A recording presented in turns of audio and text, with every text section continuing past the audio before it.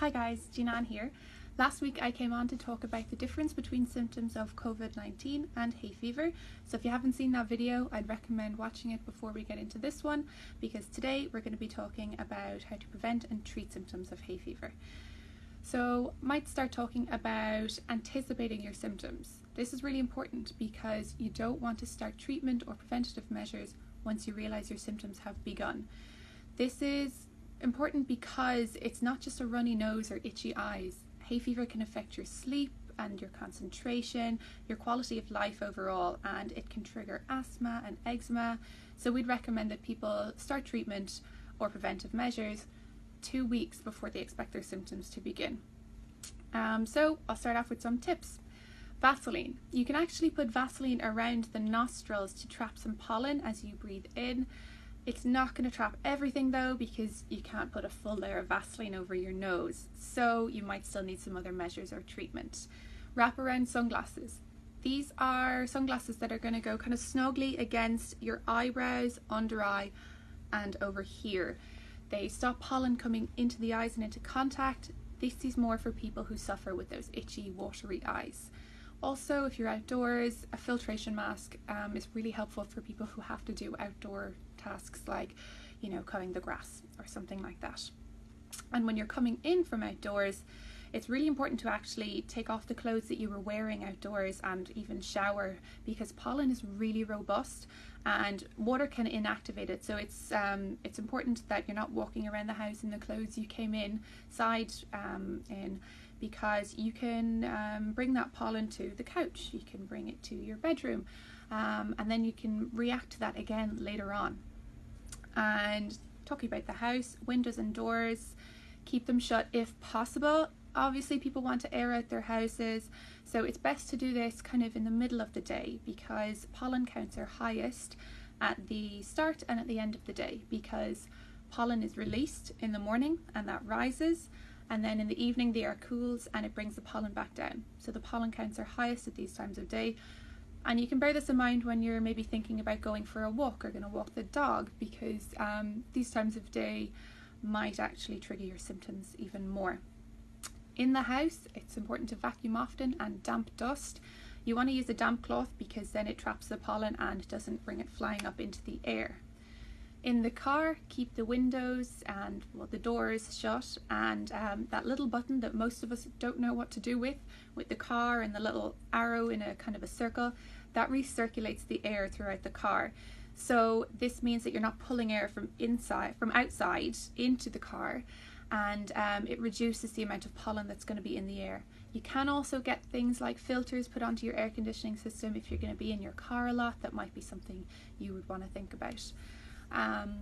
With regards to pollen in the air, Met Éireann have a really good pollen forecast that you can figure out what kind of pollen is in the air today. Is it high?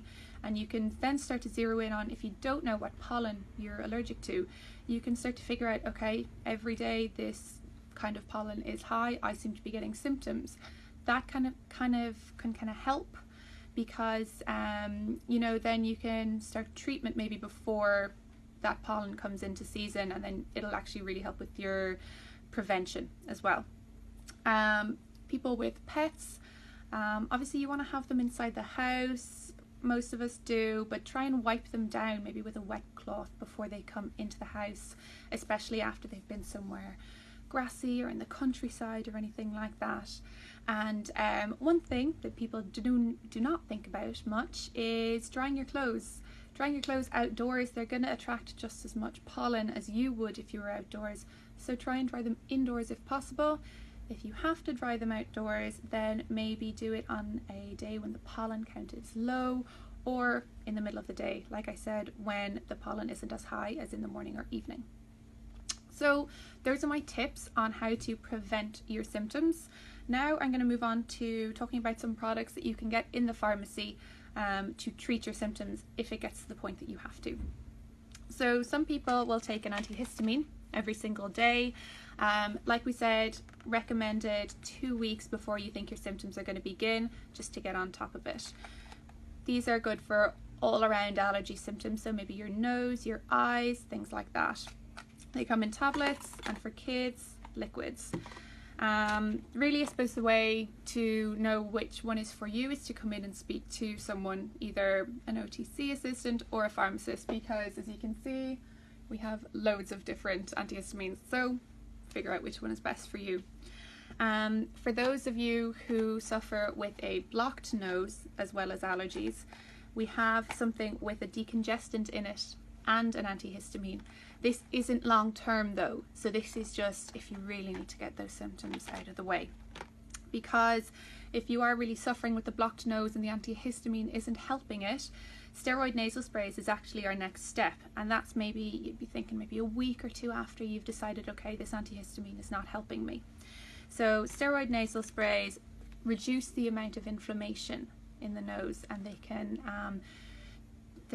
help with the eye symptoms, the runny nose, the blocked nose. They're really good all-rounders. Something else for the nose is more like a preventer. So this used to be known as Prevalin. Some of the stores still do have Prevalin. But what this does is it creates a barrier on the nose. You spray it up and it's like this kind of gel cream, and it actually stops the pollen coming into contact with the sinuses. And it's very beneficial for preventing if you can remember to use it a few times a day. Then one of my favorites is Sterimar. It's a saline nasal aerosol. You spray it up and it just squirts salt water up there, cleanses the nose. You can do it as many times a day as you want. A step up from that is a sinus rinse. So this is also saline. You make it up yourself. Great for really clearing out the sinuses, especially if there's any kind of congestion in there. You can use it twice a day. You can use it really as many times as you like. It's brilliant for really clearing out and helping with symptoms. They're brilliant. Yeah, love them. Then we have some eye drops. So these would be more for the people obviously who suffer with the itchy, watery eyes. So you have ones that can treat really, I suppose, when it happens and when you need to get that itch down. But what's really great is a preventer, because you want to stop the eyes from ever getting to that point where you want to claw them out. Because sometimes if they really get to the point like that, no treatment eye drop is going to work quick enough. So preventing them with the eyes is really important. And then there are some other products, you know, you can get like filters for the nose, you can clip them in, they're almost like the swimming ones. There are also some alternative therapies like a hay band. This kind of works on like an acupuncture kind of a method. Slip it onto the arm and it puts a pressure point there. So there are so many different products that you can use, lots of different tips. So please do pop into your local Mulligan store if you need any advice on prevention or treatment or anything. We will be happy to help.